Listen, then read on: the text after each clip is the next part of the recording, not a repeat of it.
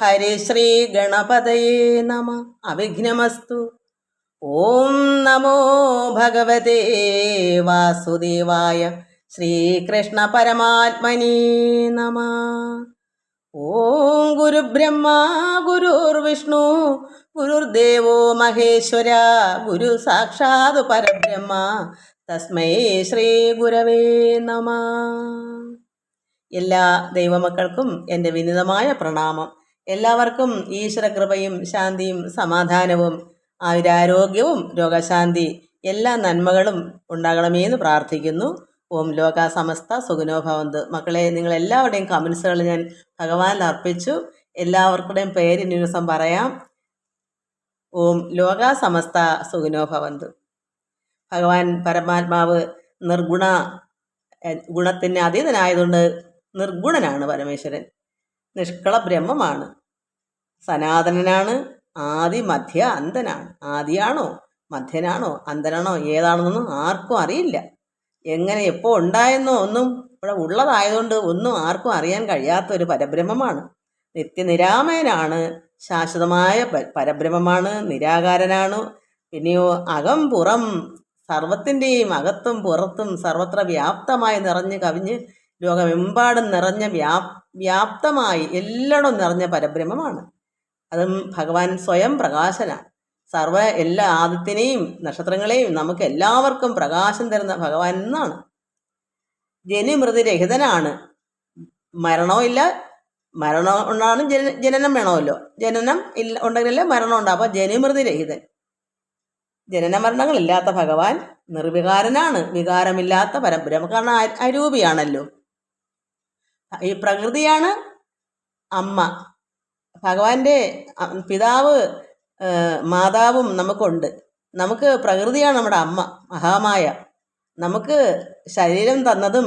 അപ്പം നമ്മൾ എന്നും നിത്യേന ഏത് സമയവും എഴുന്നേൽക്കുമ്പോഴേ ഭൂമി അമ്മയെ തൊട്ടിട്ട് പ്രകൃതിയെ നോക്കി തൊഴുവണം. നമ്മുടെ അമ്മയാണ്. നമുക്ക് ദേഹം, പഞ്ചഭൂത നിർമ്മിതമായ ഈ ദേഹവും സർവ്വ ആഹാരങ്ങളെല്ലാം അമ്മയാണ് തരുന്നത്. അപ്പോൾ അമ്മയ്ക്കേ ഉള്ള രൂപം. അതാണ് നമുക്കൊക്കെ രൂപം ഉണ്ടായത്. നമ്മളെല്ലാവരും ചേർന്നതാണ് അമ്മ, ഈ പ്രകൃതി. പക്ഷേ പിതാവായ ദൈവത്തിന് ഭഗവാന്റെ സാന്നിധ്യമുണ്ട്. എല്ലാത്തിലും തന്നെ ചൈതന്യമായി നിലകൊള്ളുന്നു. പക്ഷേ നമുക്ക് കാണാൻ പറ്റില്ല, രൂപമില്ല. അമ്മയ്ക്കേ രൂപമുള്ളൂ. അപ്പോൾ നമുക്ക് പ്രകൃതി അമ്മയാണ്. എന്നാലോ പ്രകൃതി അതിൽ നമ്മൾ ജനിക്കുമ്പോഴേ അവിദ്യയാണ്. കാരണം പ്രകൃതിയിൽ ഇത് അവിദ്യ എന്ന് പറയും. മായ ആയതുകൊണ്ടാണ്. എന്നാൽ വിദ്യ കൊണ്ട് നമുക്കിതിനെ മറികടന്ന് പരമാത്മാവിൽ ലയം പ്രാപിക്കണമെങ്കിൽ നമുക്ക് വിദ്യ വേണം. അതും പരാശക്തി രണ്ട് ഭാവമാണ്. ഭഗവാന്റെ തന്നെ വിദ്യയും അവിദ്യയും.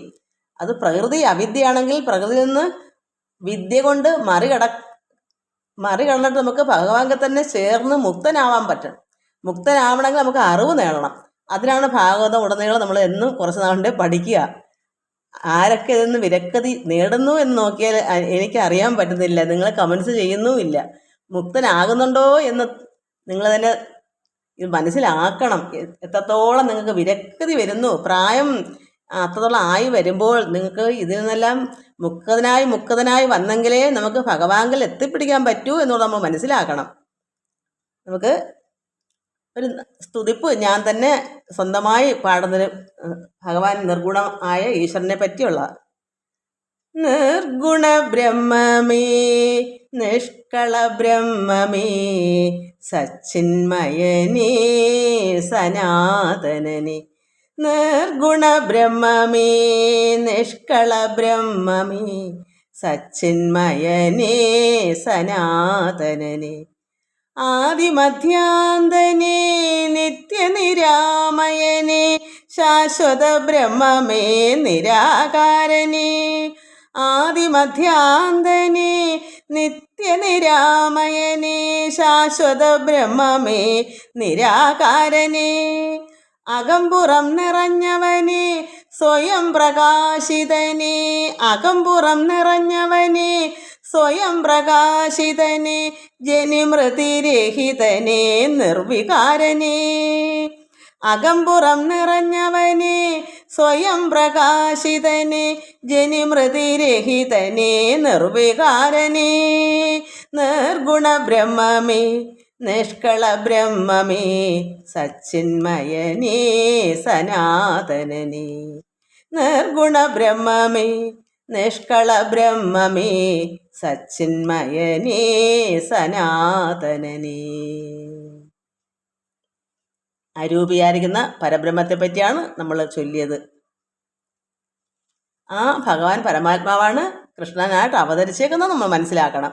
അതുകൊണ്ടാണ് ഉദ്ധവർക്കും ഭഗവാൻ ഓരോ ഉപദേശങ്ങൾ കൊടുക്കുന്നത് ആ പരബ്രഹ്മമായിട്ട് ഇരുന്നു കൊണ്ടാണ്. കാരണം രൂപമെടുത്തെങ്കിലല്ലേ കാര്യങ്ങൾ പറഞ്ഞ് നമ്മളെ ബോധിപ്പിക്കാൻ പറ്റൂ. അതുപോലെ തന്നെയാണ് ഭഗവത്ഗീതയിൽ അർജുനനായിട്ട് കൊടുക്കുക ഉപദേശങ്ങൾ. അതെല്ലാം നമുക്ക് വേണ്ടിയാണ്. നമ്മളത് മനസ്സിലാക്കുന്നുണ്ടോ എന്ന് ചോദിച്ചാൽ എല്ലാ മക്കളും മനസ്സിലാക്കുന്നോ ഇത് നമുക്ക് വേണ്ടിയാണ് ഇതൊക്കെ പറയുന്നതെന്ന്. നമ്മളുടെ ഉദ്ധവർക്ക് ഭഗവാൻ ബന്ധത്തെപ്പറ്റിയും മോക്ഷത്തെപ്പറ്റിയും രണ്ടവസ്ഥയെപ്പറ്റി ഭഗവാനോട് ചോദിച്ചപ്പോൾ ഭഗവാൻ അതിൻ്റെ കാരണങ്ങളാണ് പറഞ്ഞുകൊണ്ടിരിക്കുന്നത്. അത് നമ്മൾ കഴിഞ്ഞ പ്രാവശ്യം ബന്ധവും മോക്ഷവും ഒരാൾക്ക് തന്നെ എങ്ങനെ ഭഗവാനെ ബന്ധവും എന്നാൽ ബന്ധമില്ലായ്മ അത് മോക്ഷം ഇത് എങ്ങനെ എനിക്കതിന് സംശയമുണ്ട്, എനിക്കത് നന്നായി ഒന്ന് മനസ്സിലാക്കി തരണം എന്ന് പറഞ്ഞതനുസരിച്ചാണ് ഭഗവാൻ ഓരോന്ന് പറയുന്നത്. മക്കളെ, എനിക്കുള്ള കൃഷ്ണനെ കണ്ടോ? ഞാൻ തന്നെയാണ് ഇത് പെയിൻ്റൊക്കെ എൻ്റെ കൊച്ചുമോൻ തന്ന അവരുടെ വീടിനടിച്ചതിൻ്റെ ബാക്കി. പക്ഷേ ബ്രഷ് ഇല്ലായിരുന്നു. ഞാനത് വെറുതെ ഇങ്ങനെ ഒരു കൊച്ചു കമ്പും കൊണ്ടൊക്കെ തന്നെയാണ്, ബ്രഷൊന്നും മേടിച്ചില്ല. ഞാൻ തന്നെ ഇങ്ങനെയൊക്കെ വരച്ച് ഇതെല്ലാം ചെയ്തു വെച്ചത്. മറ്റത് കഴുകി കളഞ്ഞ് മറ്റേ പെയിൻ്റൊക്കെ. കൊള്ളാമോ മക്കളെ നമ്മുടെ കണ്ണനെ? ഞാൻ തന്നെ ഇങ്ങനെ വരച്ചത്, പെയിന് കൊണ്ട് ഞാൻ തന്നെ അടിച്ചത് ഇതെല്ലാം. കൊള്ളാവോ? എനിക്കിഷ്ടപ്പെട്ട്. നല്ല സുന്ദരനല്ലേ ഇപ്പം?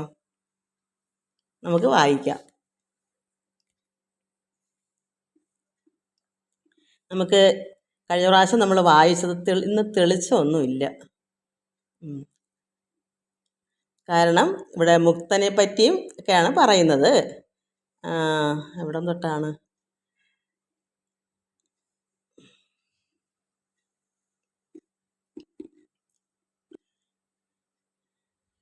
അവിദ്യോത്ഭവ ദേഹേ വസിച്ചിടലും വിദ്വാൻ വിഭക്തിയെ സ്വപ്നം കാണുന്നത് പോലെ ഇരുന്നിടും. കാരണം ഒരു വിദ്വാൻ എന്താ, നമുക്കെല്ലാവർക്കും അറിയാം, നമ്മൾ അവിദ്യോ ഉത്ഭവ ദേഹേ. എന്താണ് അവിദ്യോ ഉത്ഭവ ദേഹേ? നമ്മൾ ജനിക്കുമ്പം തന്നെ ഇത് അവിദ്യ മക്കളെ, ഈ പ്രകൃതി. അതായത് അമ്മയും ഞാൻ അന്ന് പറഞ്ഞല്ലോ, ഭൂമിയിലേക്ക് വരുമ്പോഴേ നമ്മൾ കണ്ടും കേട്ടും പഠിച്ചു വരുന്ന സംസർഗമാണല്ലോ. അപ്പോൾ നമുക്ക് അവിദ്യയേ ഉള്ള. കാരണം എപ്പോഴും ഈശ്വരാകാര്യങ്ങൾ പറഞ്ഞു തരാൻ ആരാ ഉള്ളത്?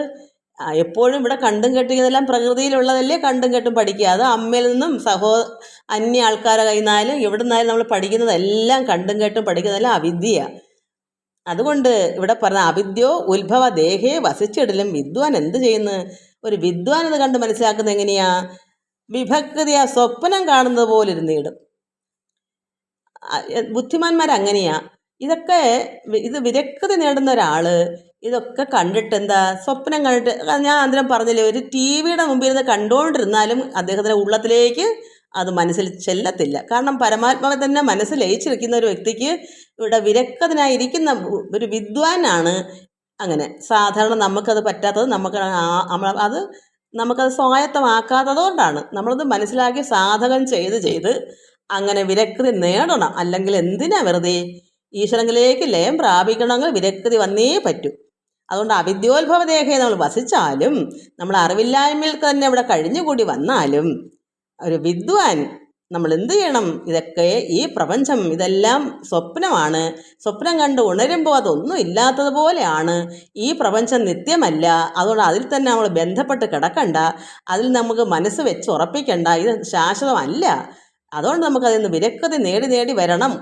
ഒരു സമയം കഴിയുമ്പോഴാണ്, അതുവരെ നമുക്ക് ധർമ്മ കാമ അർത്ഥ മോക്ഷങ്ങൾ എന്ന് പറഞ്ഞാൽ ഇതൊക്കെ നമുക്ക് കുട്ടിനാളിൽ വേണ്ടതൊക്കെ എടുക്കണമല്ലോ, അതെല്ലാം വേണം.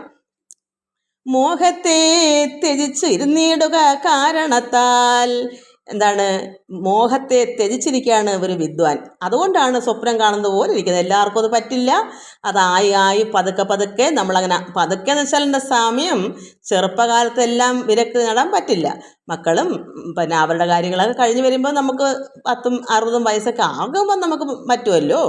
അങ്ങനെ നമ്മൾ ത്യജിക്കണം. മോഹത്തെ ആഗ്രഹത്തെ ത്യജിച്ചിട്ട് അതുകൊണ്ടാണ് സ്വപ്നം കാണുന്നത് പോലെ ഇരിക്കണം. അപ്പോൾ ദേഹസ്ഥനെന്നാകിലും ദേഹസ്ഥനല്ല മുക്തൻ. ദേഹസ്ഥനാണ്, നമ്മളെല്ലാം കർമ്മങ്ങളും ചെയ്യും, കണ്ടതും കേട്ടതും ഒക്കെ സാധാരണക്കാരെ പോലെ നമ്മൾ ചെയ്യും. പക്ഷേ നമ്മൾ ദേഹസ്ഥനല്ല ഒരു മുക്തൻ. നമുക്ക് ആ ദേഹം കൊണ്ട് എന്തൊക്കെയോ ചെയ്യുന്നു എന്ന് മാത്രമേ ഉള്ളൂ. മുക്തന് യാതൊരു ബന്ധവും ഈ നമ്മളെന്ത് കർമ്മം ചെയ്താലും അതിലെങ്ങും ബന്ധപ്പെട്ട് കിടക്കുന്നില്ല. ഒരു മുക്തൻ കർമ്മങ്ങൾ ചെയ്യുന്നു, മനസ്സ് പരമാത്മാവിൽ ലയിച്ചിരിക്കുന്നു.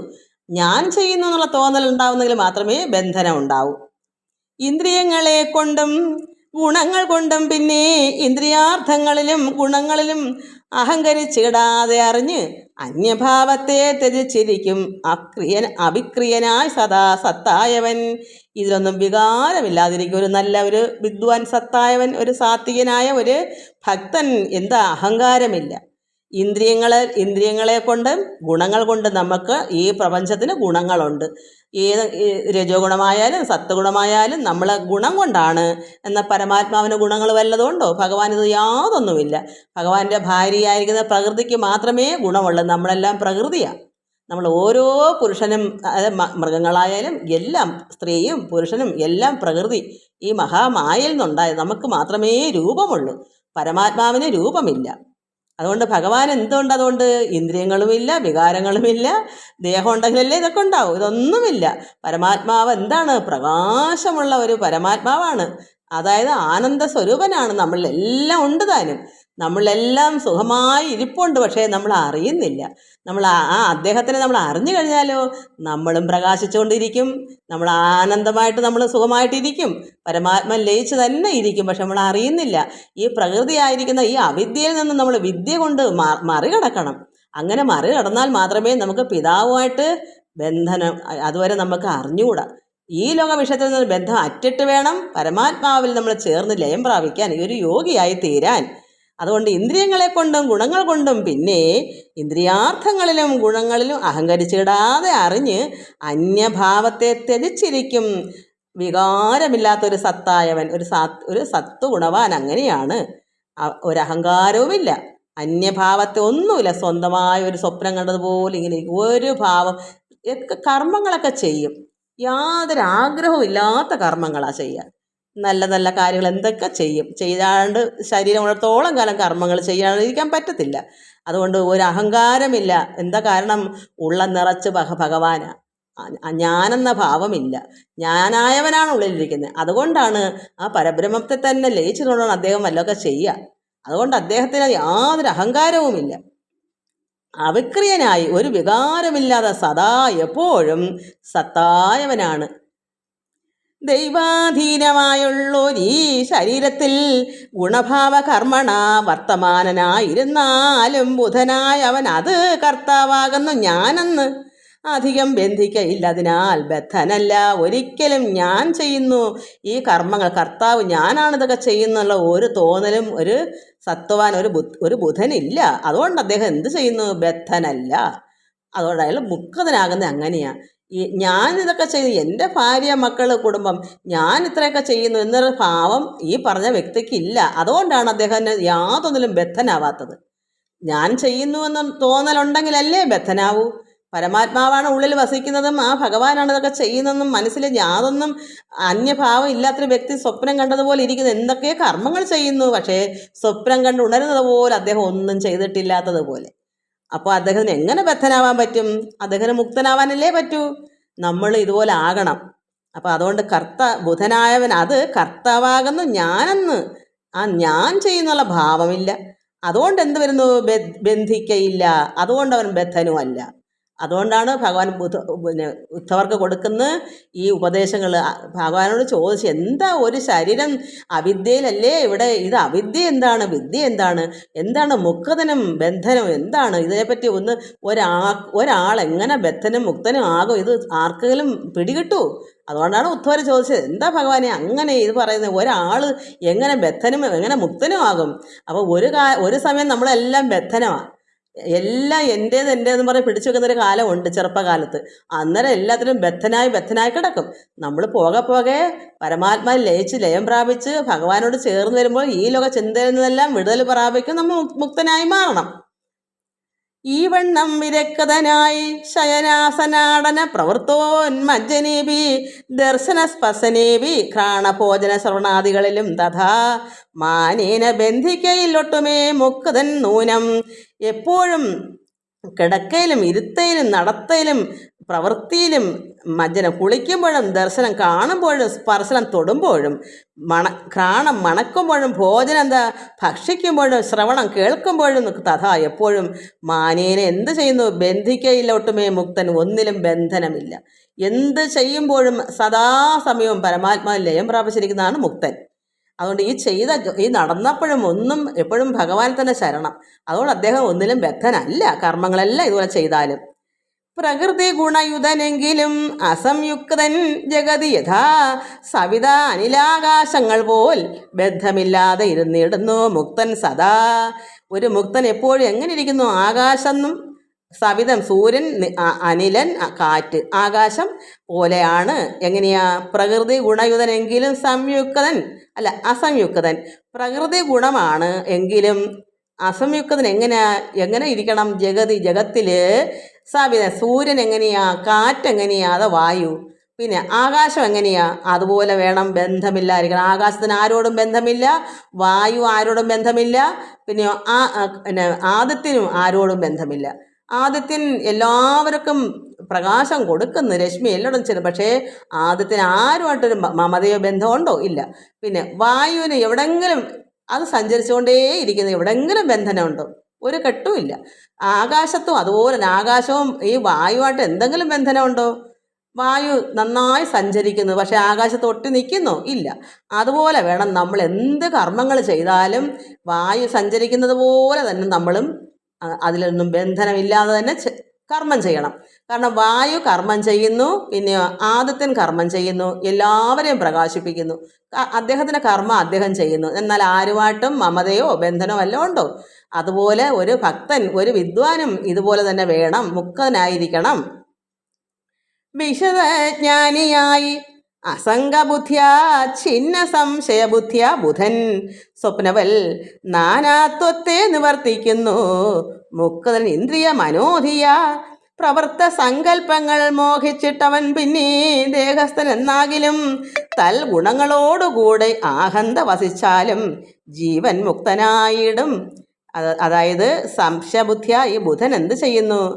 വിശദജ്ഞാനിയായി അസംഗബുദ്ധിയ, ഈ ഒരു കാരണവശാലും ആരോടും സംഘമില്ലാതെ ചിന്ന സംശയബുദ്ധിയ ബുധൻ ഒരു വിദ്വാൻ സ്വപ്നം കണ്ട് ഈ നാനാത്വമായിരിക്കുന്ന എന്തൊക്കെ നിവർത്തിക്കുന്നു, എല്ലാ കർമ്മങ്ങളും നാനാത്വമായിരിക്കുന്ന എല്ലാ കർമ്മങ്ങളും ചെയ്യും.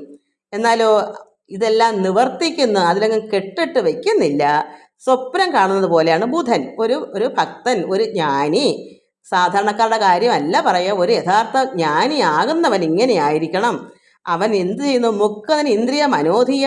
പ്രവർത്ത സങ്കല്പങ്ങൾ മോഹിച്ചിട്ട് ആഗ്രഹിച്ചിട്ട് പിന്നെ ദേഹസ്ഥൻ എന്നാകിലും ഈ പ്രവൃത്തി സങ്കല്പങ്ങളെല്ലാം ആഗ്രഹിച്ചൊക്കെ എന്തൊക്കെ ചെയ്താലും ദേഹസ്ഥൻ തോന്നും. ദേഹസ്ഥൻ എന്നാകിലും തൽ ഗുണങ്ങളോടുകൂടാകന്ത വസിച്ചാലും നമുക്ക് തോന്നും എല്ലാം ചെയ്യുന്നുണ്ടല്ലോ, സാധാരണക്കാരെ കണക്കാണോ? എന്നാൽ ദേഹസ്ഥൻ ആകില്ല. എല്ലാം ചെയ്താലും തൽ ഗുണങ്ങളോടുകൂടാകന്ത വസിച്ചാൽ. എന്താ തൽ ഗുണങ്ങൾ? എൻ്റെ ഗുണം എന്താണെന്ന് വെച്ചാൽ അതല്ലേ എനിക്ക് ചെയ്യാൻ പറ്റൂ.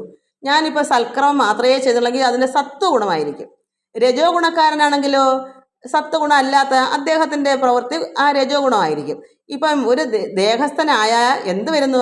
നല്ല സൽക്കർമ്മങ്ങളായിരിക്കും ഈ വിദ്വാൻ ചെയ്യുന്നത്. ആ ഗുണങ്ങളോടുകൂടി കർമ്മങ്ങളൊക്കെ ചെയ്യും. പക്ഷേ ആഗ്രഹങ്ങളില്ലാത്തത് കൊണ്ട് പ്രവൃത്തി സങ്കല്പങ്ങൾ മോഹിച്ചിട്ട് അവൻ പിന്നെ ദേഹസ്ഥനാണെങ്കിലും എല്ലാം ചെയ്യുമെങ്കിലും തൽ ഗുണങ്ങളോടുകൂടാകന്ത ആ ഗുണത്തോടുകൂടി തന്നെ ചെയ്യും. സത്വഗുണമാണെങ്കിൽ അത്, രജോ ഗുണമാണെങ്കിൽ അത് ചെയ്താലും ജീവൻ മുക്തനായിടും. അദ്ദേഹത്തിന് യാതൊരു കാരണവശാലും അതിൽ ബന്ധനമില്ല. ആ ജീവൻ അതിൽ നിന്നെല്ലാം വേർതിട്ട് വിരക്തി നേടി മുക്തനായിരിക്കും. പക്ഷെ ചെയ്വനെല്ലാം ചെയ്യും, സാധാരണക്കാരെ പോലെ എല്ലാം ചെയ്യും. ഏതാണ് അദ്ദേഹത്തെ ഗുണം? ഏതാണ്? ആ ഗുണത്തിനനുസരിച്ച് തന്നെ ചെയ്യും. രജോ ഗുണമാണെങ്കിൽ അത്, സത്വഗുണമാണെങ്കിൽ അത്, ഏതായാലും എല്ലാവരും ചെയ്യുന്നത് പോലെ ജോലികൾ ചെയ്യും. പക്ഷെ എന്താ കാരണം? മറ്റുള്ളവർ അറിയുന്നു ഇദ്ദേഹം പരമാത്മാവിൽ ലയം പ്രാപിച്ചിരിക്കുകയാണ്, കർമ്മങ്ങളെല്ലാം ചെയ്യുന്ന ഭഗവാനാണ്, ഞാൻ ഒന്നും ചെയ്യുന്നില്ല എന്നൊരു വിദ്വാൻ മനസ്സിലെത്തി ചെയ്യുമ്പോൾ കാണികൾ ധരിക്കുന്നത് എന്താ? അയാൾ എല്ലാം ചെയ്യുന്നുണ്ടല്ലോ, അയാൾ ദേഹം കൊണ്ട് സർവ്വതും ചെയ്യുന്നു, പിന്നെന്തോ അയാൾ ഒരു സന്യാസി എന്നൊക്കെ പറയുന്നെന്താ നമുക്ക് തോന്നും. പക്ഷെ അതിൻ്റെ ഉള്ളം മൊത്തവും എന്താണ്? എപ്പോഴും ഈശ്വരനിൽ തന്നെ ചിന്തിച്ചിരിക്കുന്നൊരു വ്യക്തിയാണ്. പരമാത്മാവിൽ തന്നെ ലയം പ്രാപിച്ചിരിക്കുന്ന ആള് കർമ്മങ്ങളൊക്കെ ചെയ്തുകൊണ്ടിരിക്കുന്നു, അത്രയേ ഉള്ളൂ. അതാണ് സ്വപ്നം കണ്ടതുപോലെ ഇരിക്കും, ഉണരുമ്പോൾ ഒന്നും ഇല്ലാത്തതുപോലെ കർമ്മങ്ങൾ എന്തൊക്കെയോ ചെയ്തു, അത്രയേ ഉള്ളൂ. മനസ്സിലൊന്നും പതിഞ്ഞിട്ടില്ല എന്ന് മാത്രം. അതാണ് അങ്ങനെ ദേഹസ്ഥൻ എന്നാകിലും അങ്ങനെ ചെയ്യുന്നെന്ന് നമുക്ക് ആണെങ്കിൽ പോലും തൽഗുണങ്ങളോടുകൂടെ അഹന്ത. എന്താണ് അദ്ദേഹത്തിന്റെ ഗുണം? അയാൾ ചെയ്യേണ്ട പ്രവൃത്തി എന്ത്? സൽക്കർമ്മമാണോ അതോ മറ്റെന്തെങ്കിലും ആഗ്രഹങ്ങൾ വർദ്ധിച്ച പ്രവൃത്തിയാണോ? എന്തായാലും അദ്ദേഹം ഒന്നും തന്നെ ചെയ്യുന്നില്ല.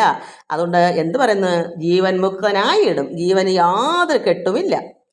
ഒരുവൻ അങ്ങനെയുള്ളൊരു വ്യക്തിയെ എന്ത് വരുന്നു? ഒരുവൻ തന്നെ നിന്ദിച്ചിടലും സ്തുതിക്കലും. അങ്ങനെയുള്ളൊരു മഹാത്മാവായി ഇരിക്കുന്ന ഒരു വ്യക്തിയെ ആരെങ്കിലും നിന്ദിച്ചാലോ, ഇവൻ എന്താ, ഇവൻ കള്ളനാ അല്ലെ ദുഷ്ടനാ എന്നൊരാൾ പറഞ്ഞാലോ, അതല്ലെങ്കിൽ സ്തുതിക്കുക, ഇയാളൊരു മഹാത്മാവാണ്, നല്ലവനാ, ഒരു ഭക്തനാ എന്ന് സ്തുതിച്ചാലോ, ഇയാൾക്ക് പെരുകിയ ക്ലേശ സുഖ ഇല്ല, പെരുകിയ ക്ലേശം, ഒരു ക്ലേശവും ഇല്ല. എന്ത് പറഞ്ഞാലും, നന്മ പറഞ്ഞാലും തിന്മ പറഞ്ഞാലും അദ്ദേഹത്തിന് യാതൊരു മനക്ലേശവുമില്ല, സുഖങ്ങളുമില്ല, അതായത് സന്തോഷവുമില്ല, ദുഃഖവുമില്ല. സുഖത്തിൽ നല്ലതായിട്ട് ഒരാളെ സ്തുതിച്ചെന്നും പറഞ്ഞാൽ അതിന് പ്രത്യേകിച്ച് സന്തോഷവും ഇല്ല, അയാളെ നിന്ദിച്ചെന്നും പറഞ്ഞാൽ അയാൾക്ക് യാതൊരു ക്ലേശവുമില്ല. എല്ലാത്തിലും സമഭാവനയാണ്, സമചിത്തതയാണ്.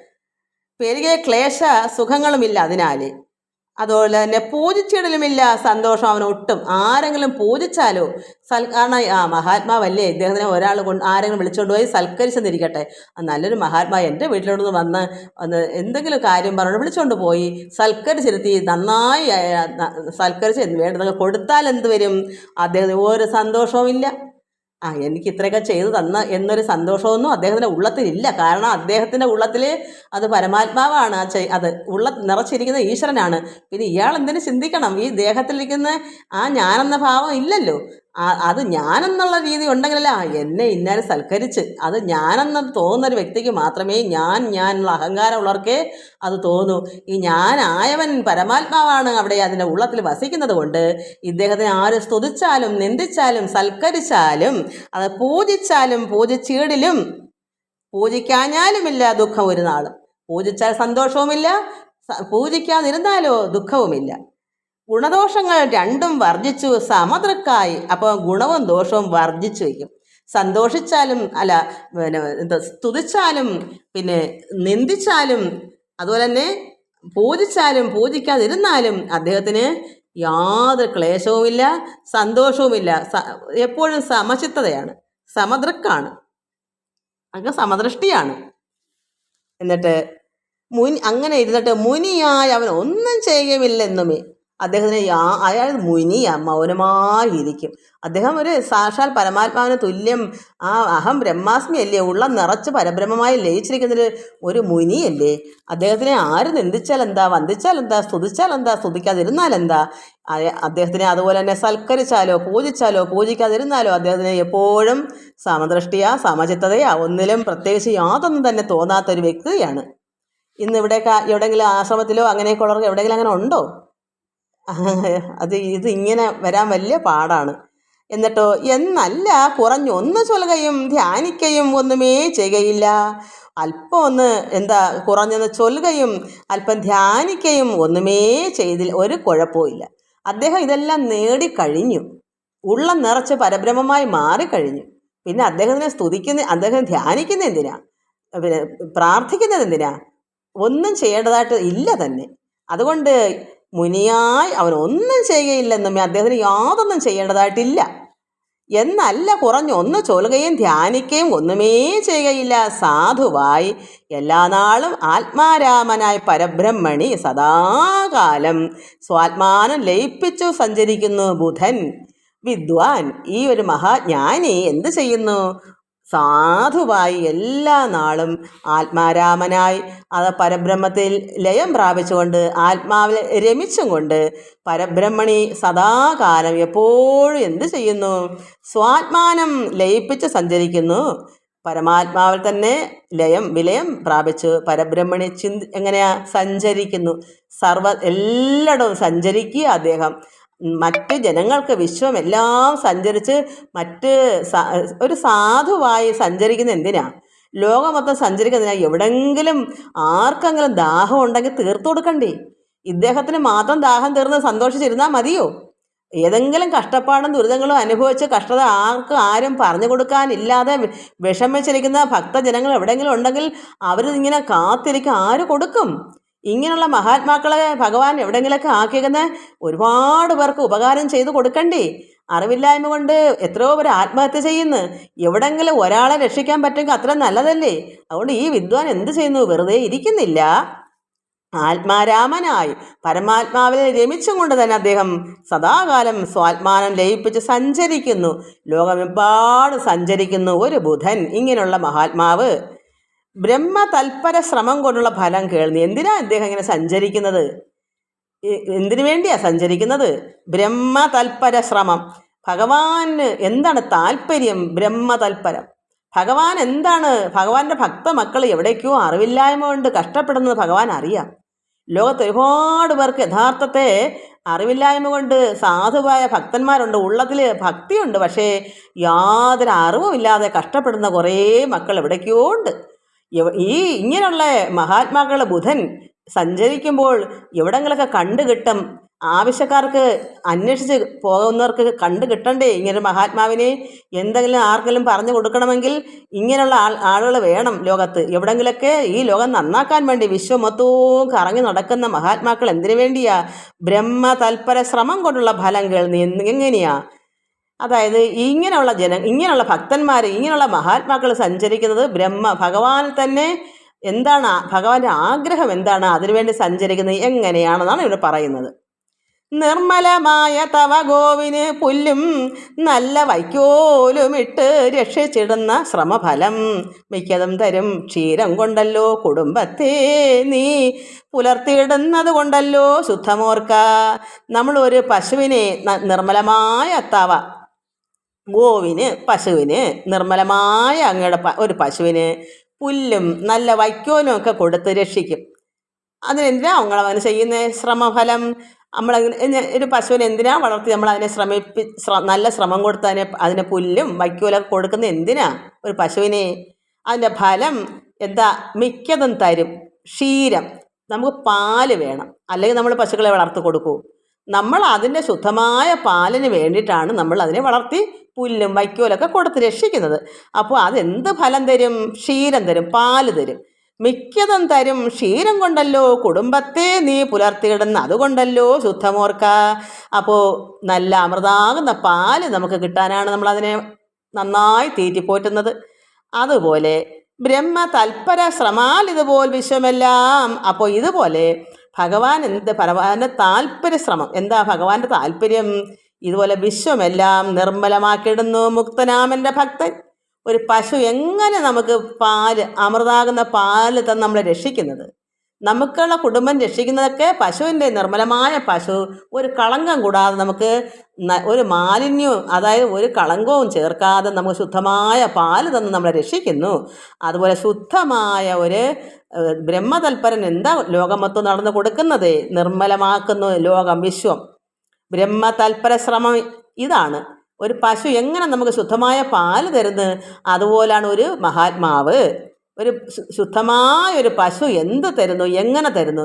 ശുദ്ധമായ പാല്, ഒരു കളങ്കം കൂടാത്ത പാല് എങ്ങനെ നമുക്ക് തരുന്നു? അതുപോലെ ബ്രഹ്മതൽപര ശ്രമാൽ ഇതുപോലെ വിശ്വം എല്ലാം നിർമ്മലമാക്കിയിടുന്നു മുക്തനാം എൻ്റെ ഭക്തൻ. ഒരു പശു എങ്ങനെ നമുക്ക് പാല് തരുന്നു, അതുപോലെ ഈ വിശ്വത്തിൽ ഈ ഭക്തൻ എന്ത് കൊടുക്കുന്നു? നിർമ്മലമാക്കുന്നു. ഈ ലോകം മൊത്തം നിർമ്മലമാക്കുന്നു.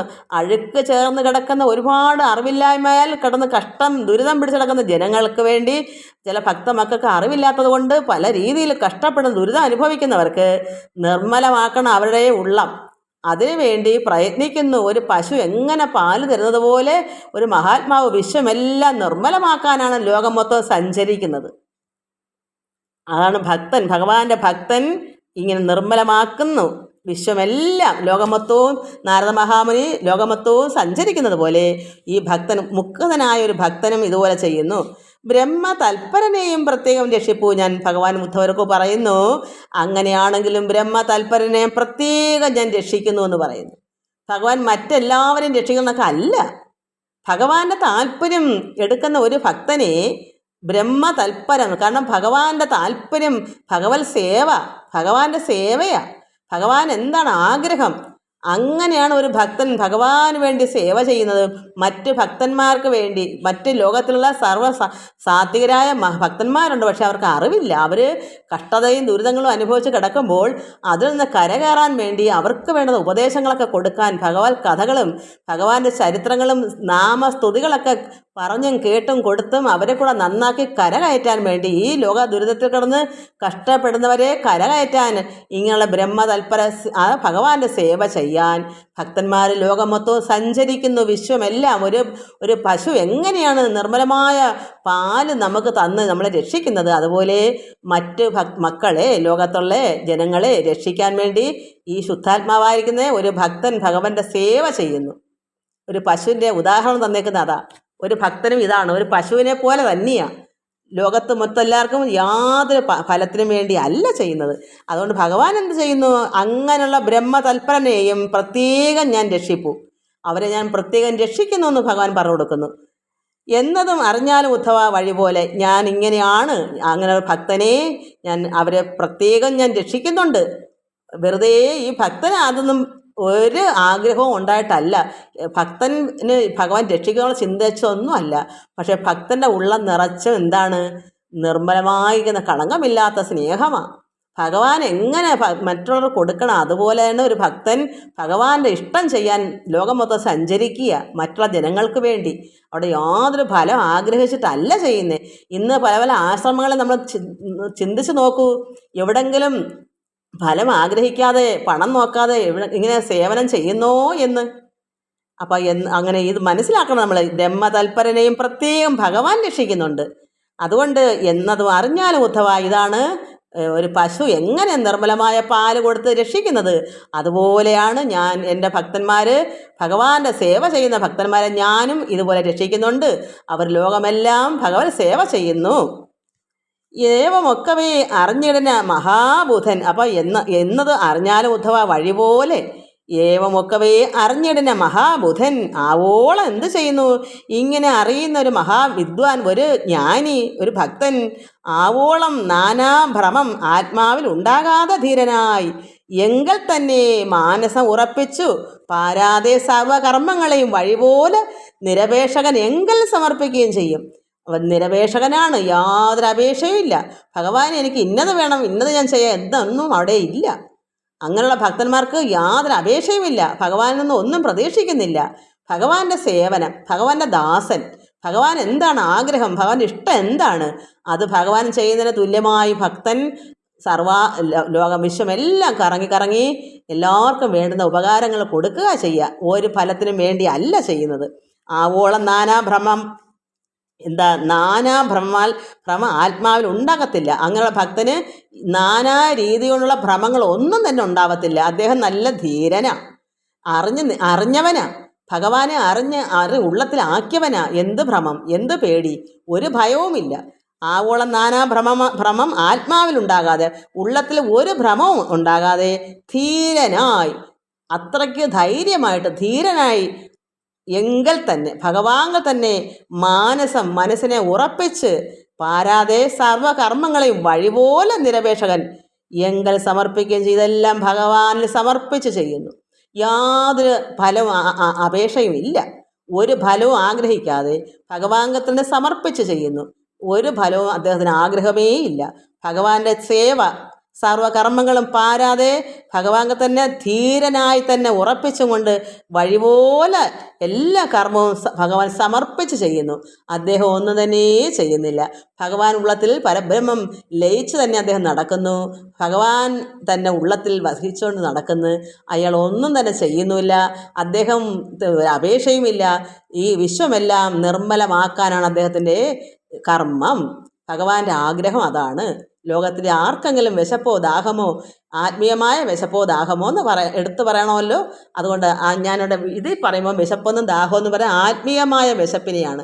അത് കിട്ടാൻ വേണ്ടി ഒരുപാട് എവിടേക്കോ ഓടുക. എവിടെ ചെന്നാൽ കിട്ടും, എനിക്ക് ഈശ്വരനെ എവിടെ ചെന്ന് പിടിക്കാം, ഏത് മലയിലാ, ഏത് അമ്പലത്തിലാ, ആരുടെയൊക്കെ ചെന്നാലാ, അങ്ങനെ ഒരുപാട് മക്കളെ നമ്മൾ അറിയാത്ത മക്കൾ എവിടേക്കോ വിശക്കുന്നുണ്ട്, ദാഹിക്കുന്നുണ്ട്. പക്ഷേ എവിടെ ചെന്ന് എത്തുമ്പോഴേയും കിട്ടും. ആര് കൊടുക്കും?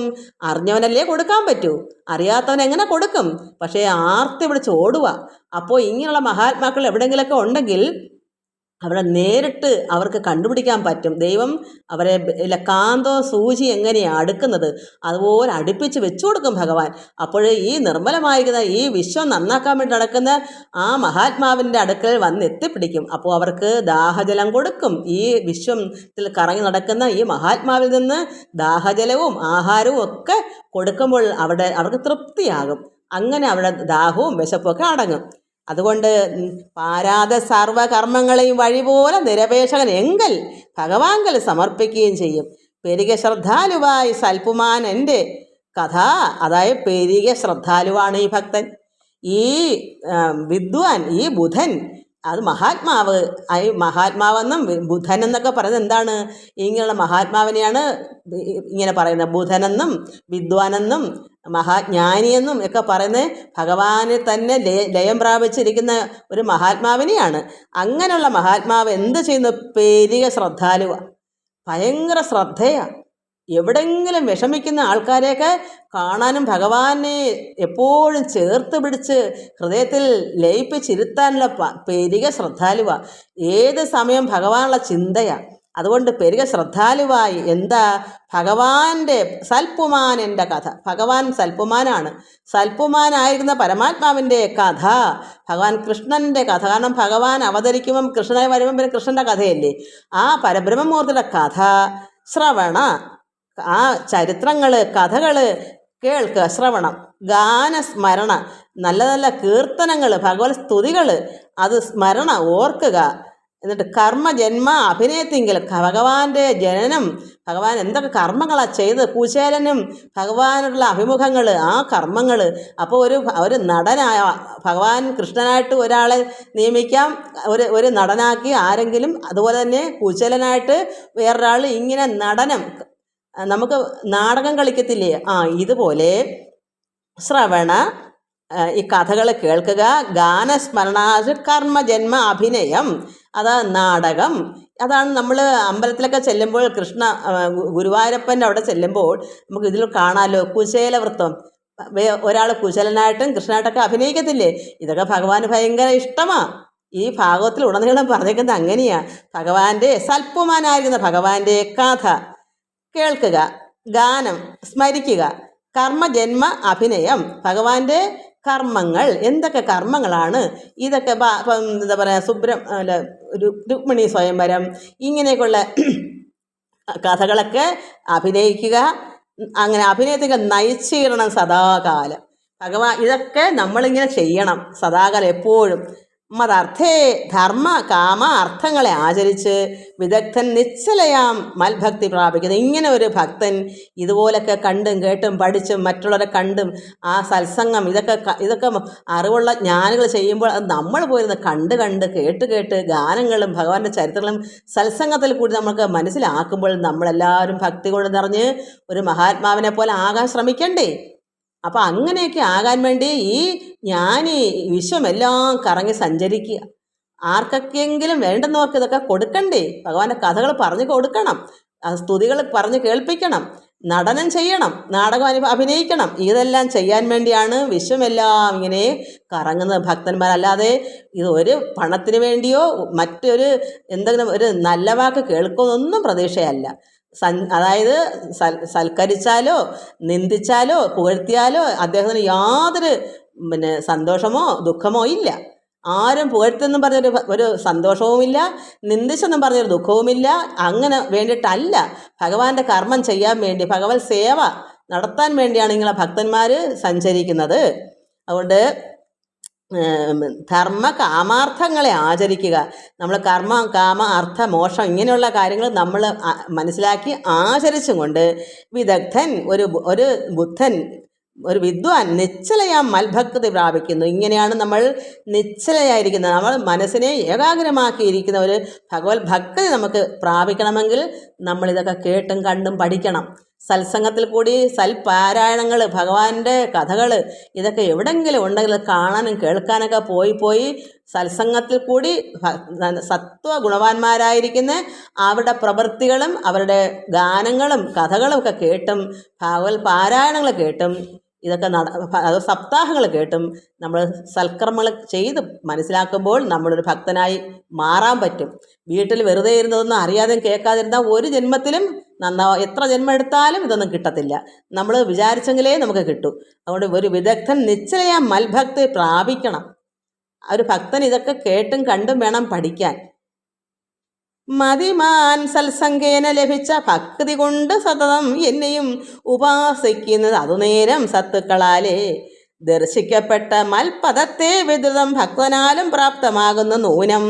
അപ്പോൾ മതിമാൻ ഇങ്ങനെയുള്ള ഭക്തൻ എന്ത് ചെയ്യും? സത്സംഗേന, നല്ല സത്സംഗം, നല്ല അതായത് ഈശ്വരാരാധന നടക്കുന്ന സ്ഥാനങ്ങളിൽ പോയി സപ്താഹം പോലെയുള്ള പ്രഭാഷണങ്ങൾ, ഭഗവാന്റെ പ്രഭാഷണങ്ങൾ, ഭഗവാനെ പറ്റി പറയുന്ന കഥകൾ ഇതൊക്കെ കേൾക്കാത്ത ചെല്ലുമ്പോൾ സത്സംഗം, സൽപ്രവർത്തികൾ അവരെല്ലാം കണ്ട് യാഗം ഇതൊക്കെ ചെയ്ത് കണ്ട് അങ്ങനെ കിട്ടുന്ന ഭക്തി കൊണ്ട് സതതം എപ്പോഴും എന്നെയും ഉപാസിക്കുന്നത് അത് നേരം. അങ്ങനെ ആരാണൊരു ഭക്തൻ ഇങ്ങനെ ഉപാസിക്കുന്നത്? ഇത് കേട്ട് വരുമ്പോൾ നമ്മളും ഭഗവാൻ ഭക്തി കൊണ്ട് ഉപാസിക്കും. നമ്മൾ 2-3 തവണ ഭക്തന്മാരിരിക്കുന്ന സ്ഥലത്ത് പോയി ഇത് കേട്ട് ഇരിക്കുമ്പോൾ നമുക്കും അങ്ങനെ ആകണം എന്നൊരു മോഹം നമുക്കുണ്ടാകുമ്പോൾ നമ്മൾ എന്ത് ചെയ്യും? നമ്മളും പതുക്കെ ഒരു ഭാഗവതം വാങ്ങിക്കാൻ ശ്രമിക്കും, ഒരു ഭഗവത്ഗീത വാങ്ങിക്കാൻ ശ്രമിക്കും, പതുക്കെ അത് വായിച്ച് മനസ്സിലാക്കാൻ ശ്രമിക്കും. അങ്ങനെ ഭഗവാനെ എപ്പോഴും സതതം എന്നെ ഉപാസിക്കും. നമ്മൾ ഇതുപോലെ ഉപാസന തുടങ്ങും. ഇത് വെറുതെ കിട്ടൂ, നമ്മൾ പോയി കണ്ടുപിടിക്കണ്ടേ? നല്ല ഭക്തന്മാർ പറയുന്നതും കേൾക്കുന്നതും കേട്ടല്ലേ പഠിക്കാൻ പറ്റൂ. സത്സംഗം കൊണ്ടല്ലേ കിട്ടൂ. നമ്മൾ വേണ്ടാത്ത കാര്യങ്ങൾക്ക് വേണ്ടി വേണ്ടാത്ത ആൾക്കാരുടെ കൂടെ ഇടപെട്ടാൽ നമുക്ക് വേണ്ടാത്ത ചിന്തകൾ കിട്ടും. സത്സംഗം എന്ന് പറഞ്ഞാൽ സത്തുക്കളായ ഭക്തജനങ്ങൾ അടുക്ക പോയത് കേൾക്കുമ്പോൾ നമുക്ക് നല്ല വഴി കിട്ടും. ഈശ്വരനിലേക്ക് അടുക്കുന്ന സത്സംഗം കൊണ്ട് നമുക്ക് സൽപ്രവൃത്തിയും ഭഗവാൻ ഭക്തിയും നമുക്ക് ഉപാസിക്കണം നമുക്കും തോന്നും. അങ്ങനെ സതതം എപ്പോഴും ഭഗവാൻ തന്നെ ഉപാസിക്കുന്ന അതുനേരം എന്ത് വരും? സത്തുക്കളാലേ ദർശിക്കപ്പെട്ട മൽപദത്തെ. അപ്പോൾ സത്തുക്കൾ എന്ത് ചെയ്യുന്നു, അവരെന്ത് പ്രവർത്തിക്കുന്നു, അവരെന്ത് കേൾപ്പിക്കുന്നു, ഇതൊക്കെ കേട്ട് ദർശിക്കപ്പെട്ടപ്പോൾ നമ്മളതൊക്കെ കേട്ടും കണ്ടും ഭഗവാന്റെ പദത്തെ വിദ്രുതം അങ്ങനെ നമ്മൾ പെട്ടെന്ന് അങ്ങനെ ഭക്തനായി മാറും. ഭക്തനാലും പ്രാപ്തമാകുന്നു നൂല്. നമ്മൾ തന്നെ ഭക്തി വർദ്ധിച്ചൊരു ഭക്തനായി മാറും. അവിദ്വാനായ അവന് വിഷയങ്ങളാൽ ബന്ധം ഭവിച്ചു. അവിദ്വാനായവൻ എന്ത് തരും? ഇതിനെപ്പറ്റി യാതൊരു ശ്രദ്ധയുമില്ല, കേൾക്കാൻ പോകത്തുമില്ല. വിദ്യയില്ലാതെ അവിദ്യ കൊണ്ട് അറിവില്ലായ്മ കൊണ്ട് അവൻ എന്ത് ചെയ്യുന്നു? വിഷയങ്ങളാൽ ഈ ലോകചിന്ത, അവർക്ക് അറിവില്ല, അവർ ഈ ലോകത്ത് കിടന്ന് ഇങ്ങനെ ഉഴലുക. എന്തൊക്കെ വാരി കൂട്ടിയാലൊക്കെ എന്ത് കണ്ടാൽ പറ്റും, എങ്ങനെയൊക്കെ പോയാൽ പറ്റും, ഈ ലോക വിഷയത്തിൻ്റെ പുറകെ പോയി ബന്ധം ഭവിച്ചു. കെട്ട് മമത, യാതൊരു കാരണവശാലും ഈശ്വരാധീനമില്ല, ഭക്തന്മാരുടെ കൂടെയുള്ള ചേർച്ചയില്ല, സത്സംഗമില്ല, ഈശ്വര ആരാധനയില്ല, പിന്നെ ഉപാസനയില്ല. അങ്ങനെ അവിദ്വാനായിരിക്കുന്ന ഈ വിഷയങ്ങളിൽ ഈ ലോകമായിരിക്കുന്ന സംസാരത്തിൽ കിടന്ന് ഉഴന്ന് ബന്ധപ്പെട്ട് ഭവിച്ചിട്ട്, ബന്ധം ഭവിച്ചാൽ ബന്ധം കെട്ടിട്ട് മുറുക്കി വെച്ചേക്കുക, ഒരു രക്ഷയില്ല. ദിവസം ചെല്ലുന്തോറും ബന്ധനമാണ്, ദുരിതങ്ങളാണ്. അതാ സംസാരം. അത് നിത്യമായി തോന്നുമെന്നും. അങ്ങനെ ബന്ധം ഭവിച്ച് വിഷയങ്ങളാകുന്ന ബന്ധം, ഈ ലോകമായിരിക്കുന്ന ബന്ധം അത് ഭവിച്ച് സംസാരവും നിത്യമായി തോന്നുമെന്നും അതവർക്ക് എന്ത് പറയുന്നു? ഇതാണ് ഈ ലോക വിഷയമാണ് നിത്യമെന്ന് അവർക്ക് അറിവില്ലായ്മ കൊണ്ട് തോന്നും. ഇതാണ് സത്യം. ഈ നിത്യമല്ലാത്തതിനെ നിത്യമാക്കി കാണും. നമുക്ക് അറിയാം ഇത് ശാശ്വതമല്ല, ഈ പ്രപഞ്ചം മൊത്തവും ഒന്ന് മാറി നശിച്ചുകൊണ്ടിരിക്കുന്നു, അത് സത്യമായതല്ല, അത് അനിത്യമാണ്. നിത്യമല്ല, ശാശ്വതമല്ല എന്ന് മനസ്സിലാക്കാതെ അവരെന്ത് ചെയ്യുന്നു? ഇതാണ് സത്യമെന്ന് നിത്യമായി തോന്നിക്കൊണ്ട് അവർ അത് അങ്ങനെ വരുമ്പോൾ അവിദ്വാനായവന് വിഷയങ്ങളാൽ ബന്ധം ഭവിച്ചു സംസാരവും നിത്യമായി തോന്നും. അവർക്കത് നിത്യമായി തന്നെ തോന്നിക്കൊണ്ടിങ്ങനെ കഴിഞ്ഞുകൂടും, യാതൊരു വെളിവില്ലാതെ കഴിഞ്ഞുകൂടും. എന്നിട്ട് നമ്മൾ എന്ത് ചെയ്യണം? അതുകൊണ്ട് വിദ്യയാൽ അവിദ്യയെ നിത്യമല്ലെന്ന് കാണണം. വിദ്യ കൊണ്ട് മാത്രമേ ഈ അവിദ്യയെ നിത്യമല്ലാതാക്കാൻ പറ്റൂ. നമുക്കത് മനസ്സിലാക്കണമെങ്കിൽ നമുക്ക് ഈ ഭഗവത് പാരായണങ്ങൾ കേട്ട് അർത്ഥം മനസ്സിലാക്കി ഇതാണോ ശരി, ഈ ലോകമാണോ ശരി, അതോ ഭഗവത് കീർത്തനങ്ങളും ഭാഗവതം എന്ത് പറയുന്നു അതാണോ ശരി, ഏതാണ് നിത്യവും അല്ലാത്തതും നമ്മൾ മനസ്സിലാക്കണമെങ്കിൽ വിദ്യ കൊണ്ടേ പറ്റൂ. അപ്പോൾ ഈ ഭഗവത് പാരായണങ്ങൾ പഠിച്ചുകൊണ്ട് വിദ്യ അറിയണം. വിദ്യയാൽ എന്തിനെ മാറ്റണം? അവിദ്യയെ. അപ്പോഴെന്ത് മനസ്സിലാക്കും? ഈ അവിദ്യ, ഈ ലോകം, ഈ പ്രപഞ്ചം നിത്യമല്ല എന്ന് നമുക്ക് മനസ്സിലാവും. അതിന് വിദ്യ കൊണ്ടേ പറ്റൂ. വിദ്യ ഇല്ലാത്തവന് ഒരിക്കലും ഈ ലോകത്തു നിന്ന് കരകയറാൻ പറ്റില്ല. അത് വിദ്യ കൊണ്ട് മാത്രമേ ഇത് മുക്തനായി മാറാൻ പറ്റൂ. അതുകൊണ്ട് വിദ്യയാൽ അവിദ്യയെ നിത്യം അല്ലെന്ന് കണ്ട് വിദ്വാനാം അവൻ നിത്യമുക്തനായി വാഴുമെന്ന്. അപ്പം വിദ്യ കൊണ്ട് ഒരു വിദ്വാൻ എന്ത് ചെയ്യുന്നു? നിത്യമുക്തനായി വാഴും. അവൻ ഇതിനെല്ലാം വിരക്തി പ്രാപിച്ചിട്ട് മുക്തനായി മാറും. അത് വിദ്യ കൊണ്ടേ നടക്കൂ. അതുകൊണ്ട് വിദ്വാൻ അങ്ങനെയാണ്. ഒരു വിദ്വാന് മാത്രമേ ഇങ്ങനെ മുക്തനാവാൻ പറ്റൂ. ഈ നിത്യമുക്തനെന്ന് വെച്ചാൽ നിത്യവും അവൻ വിരക്തി നേടി, അവൻ സന്തോഷിച്ച് സമാധാനിച്ച് ശാന്തി നേടി എപ്പോഴും പ്രകാശമായി ഇരിക്കും ഒരു മുക്തൻ. കാരണം എന്താ? ഒരു ദുരിതങ്ങളും ഉള്ളത്തിൽ ഉണ്ടാവുന്നില്ല. അവൻ്റെ ഉള്ളത്തിൽ യാതൊരു വികാരങ്ങളും, കാരണം ഈ ലോകമായിട്ട് യാതൊരു ടച്ചില്ല. എല്ലാത്തിനും മുക്തനായി കഴിഞ്ഞാൽ അവൻ എപ്പോഴും ശാന്തി സമാധാനവുമല്ലേ. അതുകൊണ്ട് ഇവിടെ പറയുന്നു, വിദ്യയാൽ അവിദ്യയെ നിത്യമല്ലെന്ന് കണ്ട് വിദ്വാനാം അവൻ നിത്യമുക്തനായി വാഴുമെന്നും. വിദ്യയും അവിദ്യയും എന്നുള്ള ഭേദം കൊണ്ട് വിദ്വാൻമാർ ബന്ധമോക്ഷം രണ്ടായി ചൊല്ലുമെന്നും. ബന്ധമോക്ഷങ്ങൾ രണ്ടും ചിന്തിച്ചാൽ മായയാലേ എന്ന അന്തരംഗത്തിൽ അറിഞ്ഞിരിക്കും മഹായോഗി. ഒരു മഹായോഗി എന്ത് മനസ്സിലാക്കുന്നു? വിദ്വാൻമാരാണ് ബന്ധവും മോക്ഷവും രണ്ടും പറയുന്നത്. ഒരു വിദ്വാന് മാത്രമേ ബന്ധം എന്താണെന്ന് മോക്ഷം എന്താണെന്ന് തിരിച്ചറിയാൻ പറ്റൂ. അത് ബന്ധം അവിദ്യയാണെന്നും മോക്ഷം വിദ്യയാണെന്നും ഒരു വിദ്വാൻ തിരിച്ചറിയും. വിദ്വാൻമാർ ബന്ധവും മോക്ഷവും രണ്ടായി ചൊല്ലുമെന്നും. ബന്ധവും മോക്ഷവും രണ്ടും ചിന്തിച്ചാൽ മായയാലെന്നാൽ അന്തരംഗത്തിൽ അറിഞ്ഞിരിക്കും മഹായോഗി. ഒരു മഹായോഗിയുടെ ഉള്ളത്തിൽ നന്നായി മനസ്സിലാക്കും എന്താണ് വിദ്യ, എന്താണ് മോക്ഷം. അപ്പം മോക്ഷം എന്താണ്? വിദ്യയാണ്, അറിവാണ്. അവിദ്യ എന്താണ്? ബന്ധമാണ്, കെട്ടാണ്. എൻ്റെ എന്നുള്ള മമതയും ഈ പ്രപഞ്ചം, ഈ ലോകം നിത്യമാണ്, ഇതാണ് ശരി എന്നും പറയാൻ അവിദ്യ, അറിവില്ലാത്ത മൂഢന്മാർ ഇത് സത്യമാണെന്നും കരുതുക.